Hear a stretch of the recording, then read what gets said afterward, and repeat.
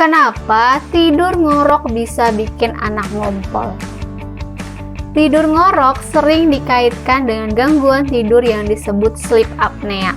Gangguan ini menyebabkan pernapasan anak terhambat atau berhenti sejenak saat tidur. Kondisi ini bisa memicu anak mengompol.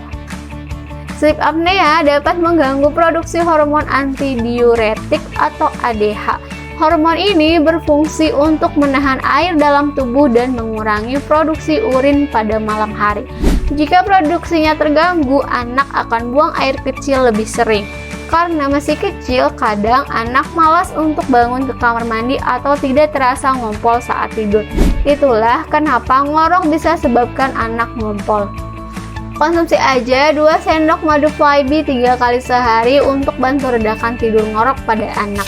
Madu Flybe bantu melapisi tenggorokan dan melegakan tenggorokan kering yang bisa sebabkan anak mengorok.